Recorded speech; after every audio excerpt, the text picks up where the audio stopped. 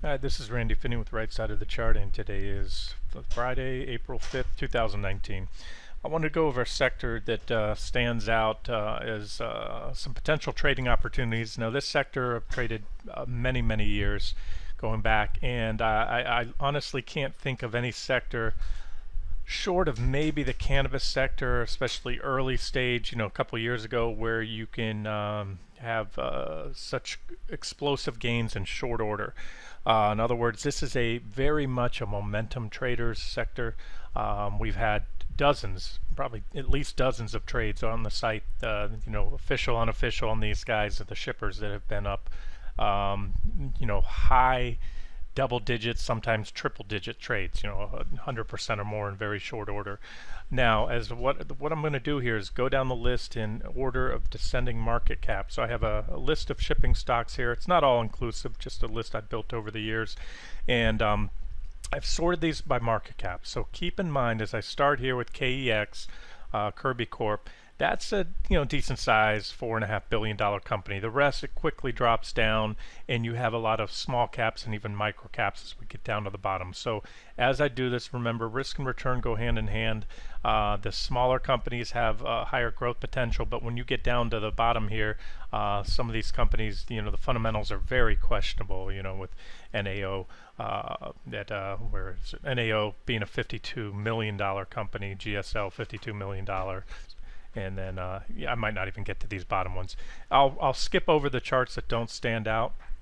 And then finally, I want to say this, where we're at in the broad market right now, with the market going up near new highs, you see this is when speculative stocks do well. So some of these shippers obviously have sound business models, some don't.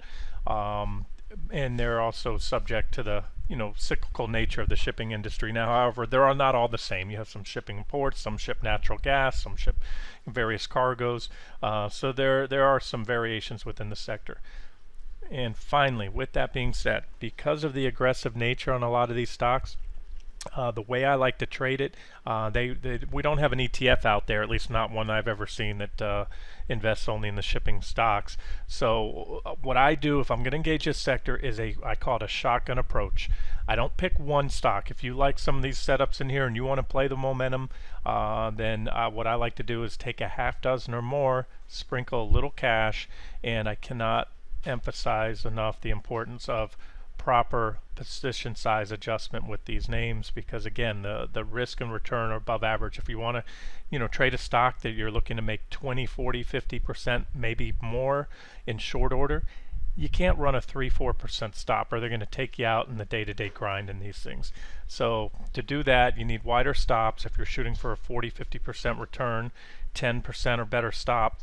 And then the way to manage that risk, well, you might say, well, that's beyond my stop allowance. I can't, I don't allow that large a loss. Just take your position size down. Cut it in half, cut it in a quarter, sometimes even more. And therefore, 10% loss on a half position would be 5% on a normal position as far as, your total dollar loss.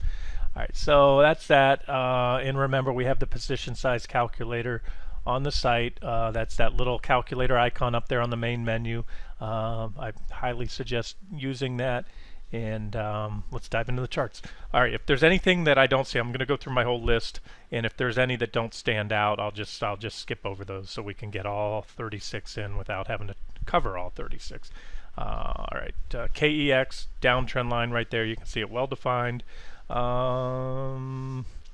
Targets are a little sketchy on this one, but let's just say if that downtrend line breaks, easily that 81-ish level. And again, I have to tell you that right now I view this sector like playing a game of musical chairs. Right now the music is playing in the stock market. When the music stops, you don't want to be the last guy standing without a chair. When the momentum traders get in these stocks, I've seen it time and time again. Again, I've engaged this sector on and off for many years. When the momentum traders are here to play, they're having a blast, they're all in there, and when they get out, you don't want to be the last guy standing. These stocks fall quick. And KX, I'm just using one example. This is one of the biggest ones, the biggest on my list as far as market cap. So there it is. There's your sell buy signal. You want to make it safe. See that recent reaction high from March 28th. Wait for that to taken out. That's a high of about 77.85. And again, target's a little rough, but based on this pattern, the way I'd trade this one is just set a stop and let it run. And the one thing I can say is, as long as the momentum is in the sector here, especially in the broad market, do not underestimate just how far up these things can go, how overbought they can get, because they redefine the definition overbought when they want to run. I mean, here's an example right here. If you look from this low right here, well, let's just play this little one here. Here's a little bottom right there, KEX, and that was about a 23% gain in just a few months. Here's a 50% gain, and again, you get down to the smaller stocks, and it's many times that. GLOG gas log, what stands out to me is a nice support level here, about $15.90 or so, maybe $16, very well defined. If you can buy it on that level, great. The momentum's in the sector right now, plus we just put in a divergent low right here. See the bullish divergence at that low, equal lows in price, higher highs, higher lows in the indicators. We had a divergent low here, popped, went all the way up to this point here. So we may not get there, and if we do, certainly provides an objective entry if the rest of the sector looks good. You have to really, since you don't have a sector or an sector symbol or an ETF to track, the only way I can kind of get the ebb and flow of the sector is looking at my basket of stocks. And if the momentum's there and the rest look good, yeah, I want to buy this one at support. If they've all started to turn, I wouldn't step in there because it could break support, and that could be pretty ugly for the stock. So, you can maybe scale in now, because if the sector really continues to get some momentum, it may not come back and give you another opportunity there. And as far as targets go, we could put a little downtrend line here to look at, and if that's taken out, next target's here. Actually, I need to raise that line a little for you. I see some reactions back there. This would be my next target here, 1880. And a lot of these charts I haven't completely updated yet, so I'm doing that as we go here. There's about $20 possibly. There was a divergent high, by the way. See, they trade well to the technicals, and that's what this is all about. A lot of these stand out right now with the not only momentum I'm seeing in the sector, but we had the divergent low recently. So there's one for you. MATX up next. This one I must have highlighted recently. Had a downtrend line here, breakout, and a bullish cross. Here's that PPO trend indicator I like to follow. I guess that's where the bullish cross was. Starting to diverge. Not one of my favorites. I'm going to move on. But, the momentum's there again. I wouldn't short this one. I wouldn't short any of these right now. Next target, if the momentum continues, is up there about 40.58. And again, percentage-wise, that's 7% gain. It's not too bad. And again, these are the larger ones, a little more stable because they have a larger market cap. This one, SFL, there's a downtrend line, just starting to crack above it now. So this one's just breaking out. We didn't have a divergent low, but we have what appears to be a little bit sloppy, but inverse head and shoulders bottoming pattern there. There it is. Boom, boom, boom. Left shoulder, head, right shoulder, neckline like that. Pops up here. I don't see this one even taking a breath till it hits $14. If that, again, it's contingent on the momentum in the sector continuing. That'd be about a 9% gain. Might as well just, take profits there. It's a pretty significant resistance level. And, get out, reassess at the time. If the momentum's still there, it may blast on through or have a pullback consolidation, then head up. But and again, so you take it, you buy it here. You could do a 3% stop loss because you're targeting a little better than 9%, and or wait for that neckline to get taken out. How did I draw that neckline? Let's see it again. Go like this. Yeah, we're pretty much right at the neckline, so it needs a little more work. Wait for it to pop above the neckline, ideally impulsively.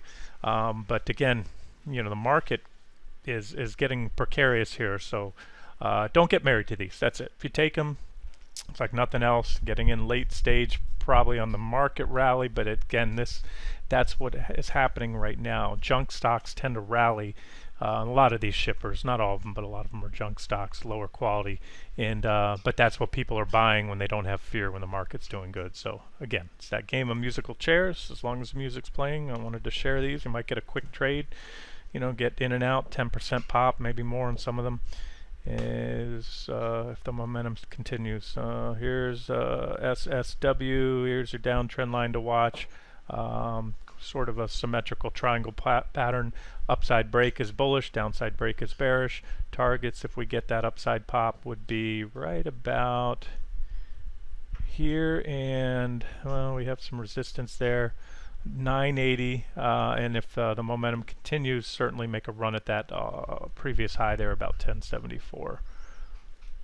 FRO front line, I don't see a lot there. I'm not going to spend a lot of time. In fact, I see divergence building, and it's not my favorite. We're going to move on. TGP, not one of my favorites either. It's at resistance, so we're going to move on. SBLK, downtrend line, big wedge, bullish divergence, everything I like to see. This one stands out to me. All right, let's see here. We have resistance right about where it's at, and it comes in with the downtrend line, so we need it just a little more upside. It should pop above 730 or so. Let's see, 735 is a recent reaction high. That should do the trick. Again, like all breakouts, you want to see it impulsive, ideally on 1.5 times or better volume. And targets for you on this one, I can tell you right now, pretty confident on this, is the first target about 816. There's a gap there, but if that gets taken out, I think the next target would be up here, about 10, a little over $10. To try to put in percentage terms, that target would be about 39%. This one would be about 12.5%. GOGL, Golden Ocean Group. Let's see here. We have nice little divergent low, thinly traded. When you see, look at these candlesticks. See how they're all choppy like that? That tells me, without even looking at the volume, it's a thinly traded stock when you see these choppy looking candles with a lot of space in between them. And remember, we're getting down the spectrum of market cap here. So there's your downtrend line. There's a wedge type pattern. So this one's certainly setting up, and there's a nice resistance level as well. So it needs to pop that trend line. It also needs to take out 540. 540 would probably, it is the more important of the two numbers, or the two levels. You could take maybe a starter position on a trend line break and then add over 540, but I wouldn't go to full position unless 540 is taken out. If you want to wait for the whole thing, great. 580 be first stop there. That'd be a gap backfill from 540 up to 580. You're talking about 7.5%, and then a little hiccup along the way, possibly right here. Again, it all depends on how much momentum.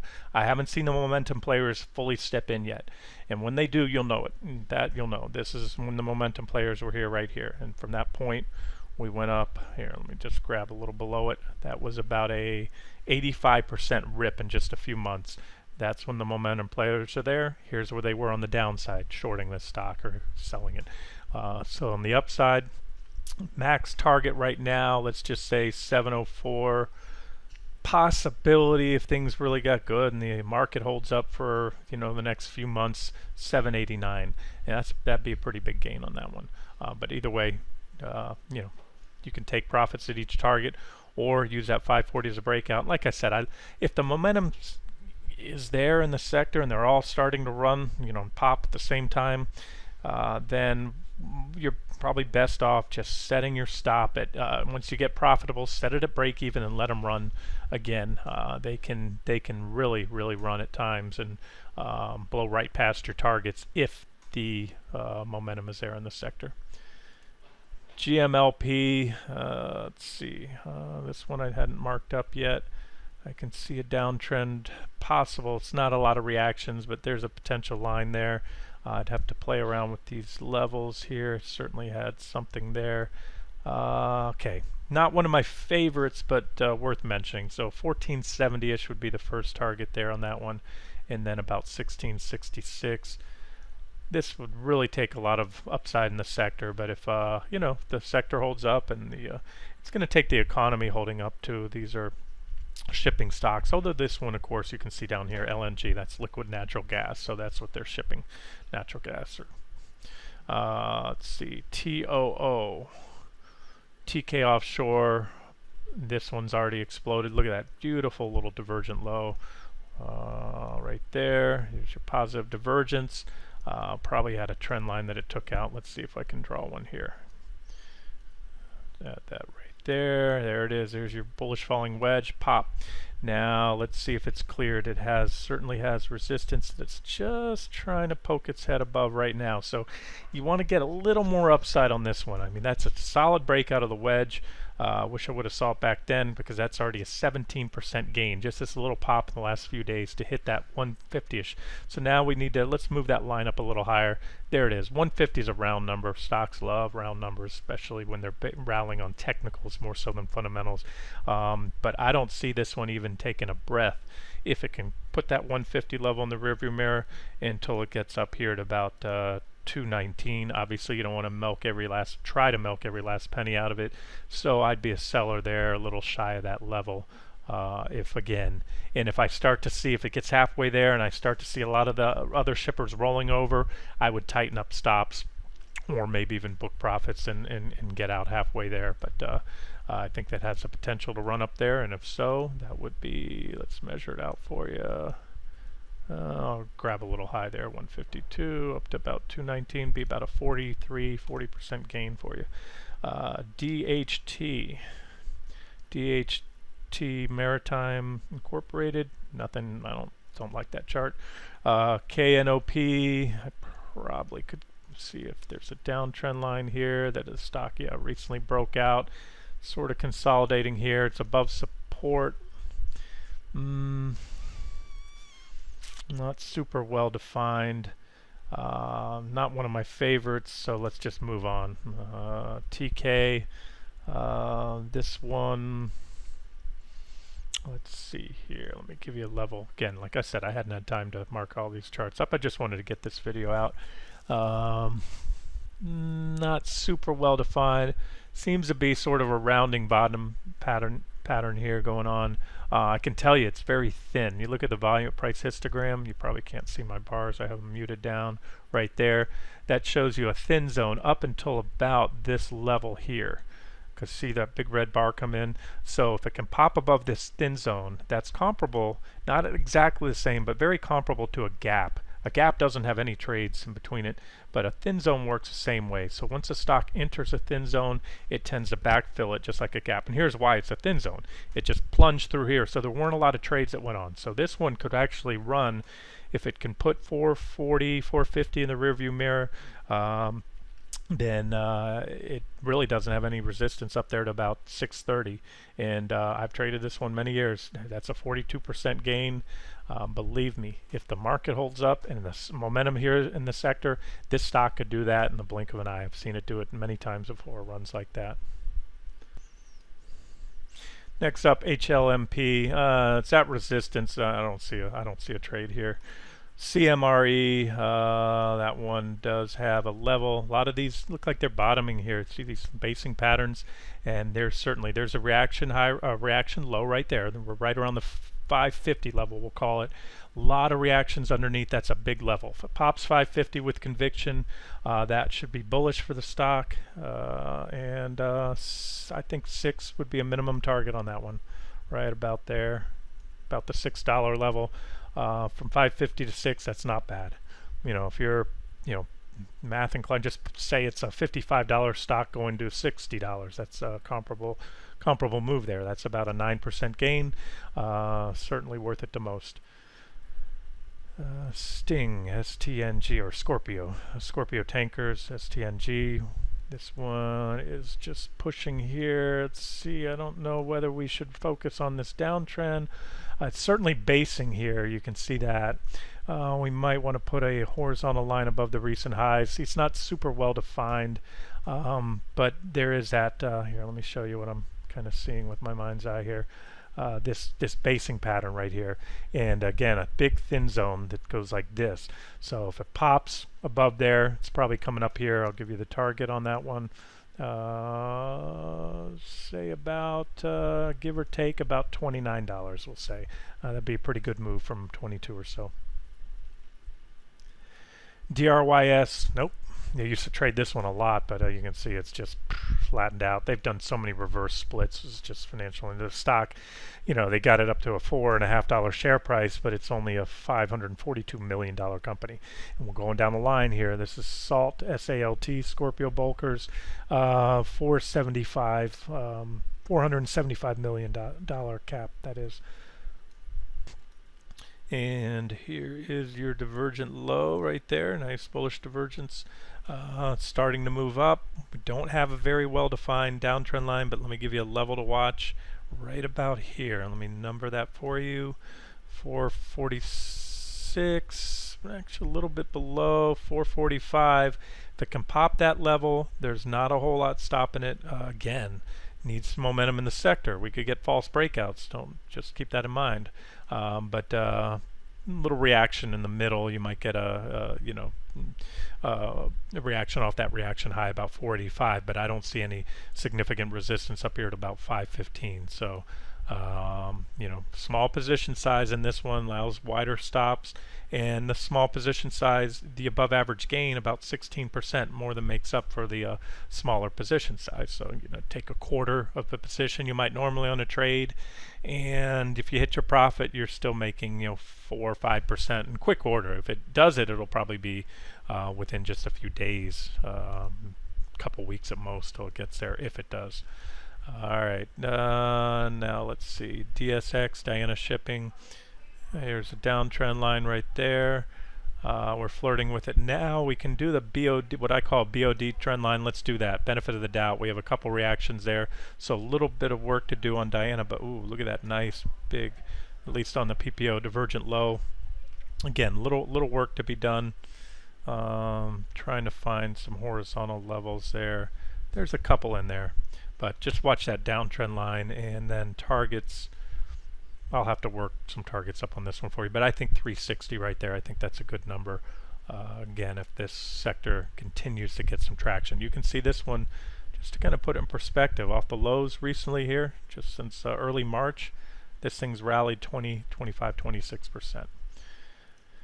NAT, North American Tank, I haven't updated, obviously haven't updated this chart in a while, but look at that low. Look at this. I'm going to circle this for you. Not one, not two, almost three there, but 3, 4 tags of that level.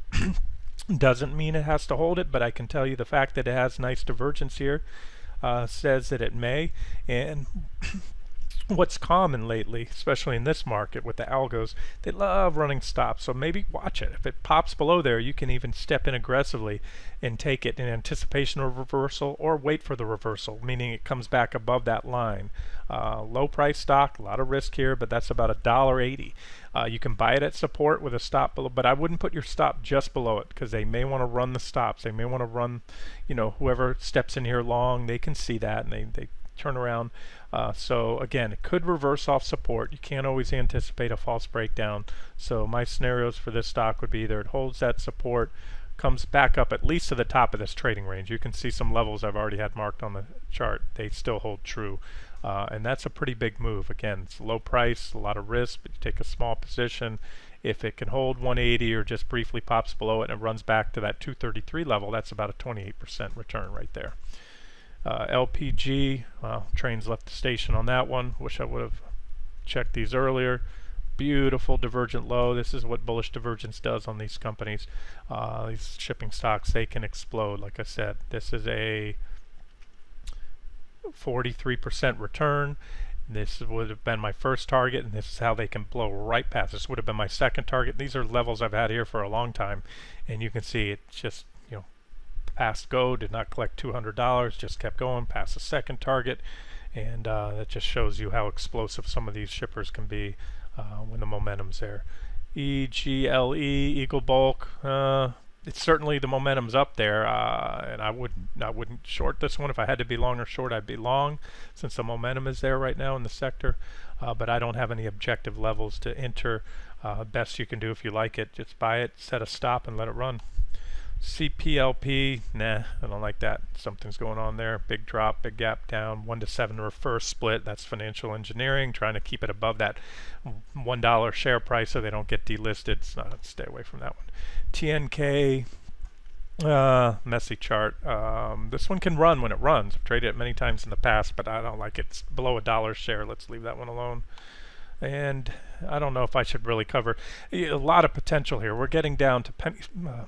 Well, technically this one's not a penny stock, but low price, and it's smaller market cap than some of those penny stocks I just showed you. This one's only a $288 million company. Big divergent low, and the thing about it, very small position, speculative. But if this one takes off, if these divergences play out, I think it, in a blink of an eye, could hit that 293 level. That's 22% gain. Could easily blow by there as long as the momentum's still there. And the next stop would be 396. That's almost $4 a share. That's a 68% return.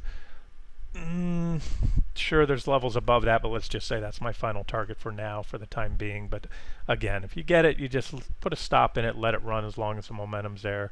And if you see the broad market rolling over, you might want to really tighten stops up and get out get out of these, or at least, again, protect your profits, I should say, before the momentum traders flip the switch and start going the other way. TNP. Nah, don't like that one. SB, oh yeah, I like this one. Nice divergent low there. There's a positive divergence down below. I probably put a nice trend line here. We sure can. There it is. There you go. Pop that trend line. First target right here, 170. Second target would be right here, 214. And if you get that, time to probably pack it in, take your profits and run. That'd be about almost a 40% gain. NMM, ready to pop. Nice clean downtrend line. It's been tapping on. Break above that downtrend line. It may pause right here. That would be my first target, about 108, which would be a decent 13, 14, 15% return, and then up to 125. Next target, that's a 32% return. If by chance the market continues higher and the sector does, we might work our way all the way up here to about $1.60, and that's about a 70% return for you. At that point, I would be selling all shares if I'm in this one. GASS already broke out. A little flagging type action here after the breakout and above that 340, 350-ish support. So that looks good. You can buy it. Could come in for a back test. Again, you'd have to determine where your stops are based on your profit targets. But 369 or so, that's my next target. Then 385 on that one. NM, boom. Look at that breakout. Beautiful. Look at this. Nice divergent low. Everything I like to see. Very impulsive breakout. I mean, a lot of checkbox here for technical analysis. Impulsive move on the breakout, came back in, nothing goes straight up. It helps to work off those near-term overbought conditions. Next thrust up, took out that previous high, and at this point in time it is challenging that previous reaction high. There's reaction low there, so it really needs to pop above yesterday's high and about 365. And if the momentum continues in the sector, 469 would be the next target, and then about here, call it 635. I set it a little low, but that's fine. NNA, probably draw a downtrend line, but that one's kind of sloppy. Let's move on.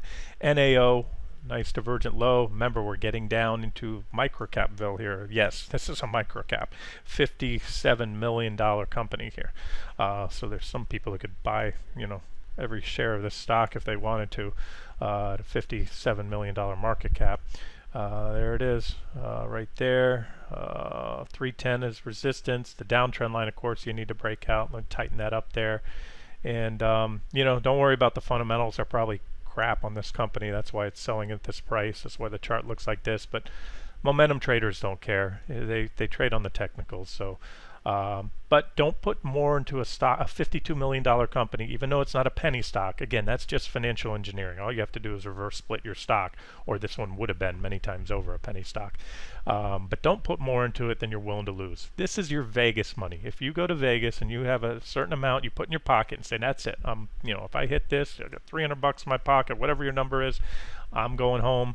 This is your Vegas money. You're either going to lose it all if it gaps down and announces bankruptcy filing, and you wake up and the stock's trading at 38 cents the next day from 257, or it breaks out and it runs up here 43, possibly 100% return on your money. Very possible. I've seen it happen many times over in these stocks. All right, we're towards the bottom. Nothing there, nothing there, and these are real little. So let's just leave it there. Back to where we started, KEX. Okay, guys. So those are some trade ideas, and if I didn't impress the fact how aggressive they are, let me say that one more time. But like I said, risk and return go hand in hand. If you're looking for some speculative momentum plays, and like I said, sprinkle it out. Take your top, well, however many you can manage, both with your portfolio size and or the time involved. But you buy them, and if you're new to the site, and I've said this many times over the year, my favorite thing is to use OCO orders. One cancels another. So you turn around after you bought the stock, you set a stop, and then you set your price target, and you set it and forget it. You make sure they're good to cancel orders, and an OCO order, your broker will have information on this. Sometimes they're called OCA. One cancels another. That's how it works. Either your stop will be hit or your price target. And once one of those two orders is hit, the other one's automatically canceled. So what it does, not only if you don't have the time to be in front of the computer all the time and set it and forget it, but more importantly, in my opinion, it gives you discipline so you don't second guess the trade. You're either going to be stopped out or your price target will be hit. And like I said, on a lot of these, on these, I also favor just set a stop and let it ride, maybe with your final target set on an OCA, and or trail your stops up as the trade starts to pan out, because like I said, don't underestimate just how far they can run if the momentum traders really come in, and they're not fully into the sector yet. They're starting to get in here, and that's why I'm doing this video. I'm seeing some of these stocks perking up, and a lot of those poised to break out. Hope you guys enjoy it, and if the sector starts to pan out, I'll do an update. If it fizzles out, I won't do an update on it unless somebody asks. So like anything else, if I see something, I'll be on it as long as it looks good, and then I'll move on to the next sector. All right, this has been Randy Finney with Right Side of the Chart. Hope you enjoyed it.